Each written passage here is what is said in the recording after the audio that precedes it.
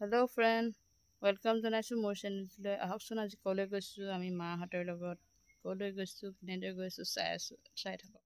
আমি উঠি ল'লোঁ এতিয়া টুকটুকিত। এয়া আকৌ বাইদেউ জাজলি মানে চাদৰখন বতাহত উৰুৱাই লৈ গৈছে, ঠিক ঠাক কৰি লৈছে। এয়া আকৌ পেহীদেউ, এয়া ভতিজী, এইফালে আগফালে মা বহি লৈছে আৰু এনেদৰে টুকটুকিত গৈ আছোঁ আমি। এয়া চাওক আমাৰ ফেমিলি মেম্বাৰবিলাক, এইগাল আগফালেও আছে, এনেদৰে গৈ আছে। আৰু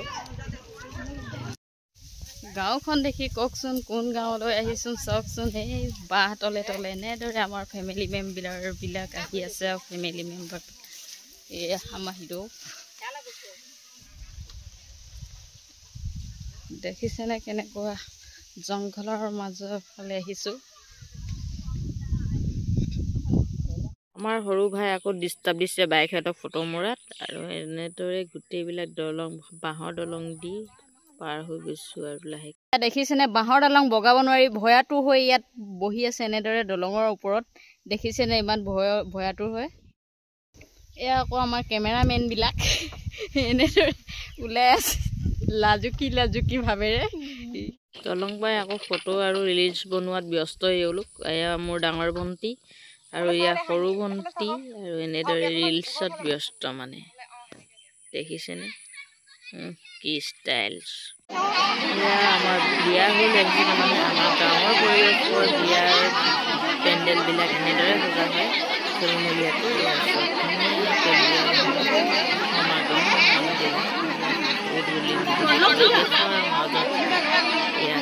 গৰমৰ বতৰত এয়া ৰভাতলি উদুলি মুদুলি পৰিৱেশৰ মাজত মানুহবোৰ এয়া এনেদৰে বহি আছে।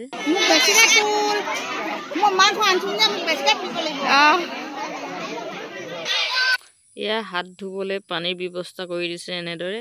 আৰু চক আমাৰ গাঁৱৰ পৰিৱেশত কোনো ধৰণৰ ডাইনিং টেবুল চকীৰ প্ৰয়োজন নাই। এয়া বহিব জানিলেই মাটিয়ে পিয়া আৰু খাবলৈ জানিলে চাউলে চিয়া। ইয়াক চোৱা, এয়াও আকৌ ফেশ্বন চাইনা আমাৰ ভণ্টি হয়, মাজু ভণ্টি। এয়া দাইদেউ ছোৱালী হয়, আৰু এনেদৰে ফেশ্বনত ব্যস্ত হৈ পৰিছে ৰিলচ। আৰু এয়া ভণ্টিহঁতৰ লগৰ, এওঁ ব্যস্ত হৈ পৰিছে একদম ৰিলচ বনোৱাত। মানে কি ক'ব, আজিকালি ছোৱালীবোৰ ৰিলচ এটা বিয়াখন খাবলৈ বা ফুৰিবলৈ গ'লে ৰিলচ এটা বনাবলৈ ব্যস্ত হৈ পৰে আৰু প'ষ্ট এটা ল'বলৈ। আৰু এনেদৰে বিয়াখন খাই পখৰ ৰ'দত খোজকাঢ়ি জেঠাই ঘৰলৈ বুলি যাত্ৰা কৰা হৈছে। আৰু এয়া মোৰ শাহুমা, লগতে আমাৰ পৰিয়ালৰ সকলোবিলাক প্ৰায়বিলাক সদস্য ইয়াত উপস্থিত হৈ এটা ধুনীয়া পৰিৱেশৰ, গাঁৱলীয়া পৰিৱেশৰ মাজত, চৰাই কিৰিলিৰ মাজত এনেদৰে বহি গোটেইবিলাক কথা বতৰা পতা হৈছে। আৰু দুখ ভাগৰ যেন ইয়াতেই সমাপ্ত।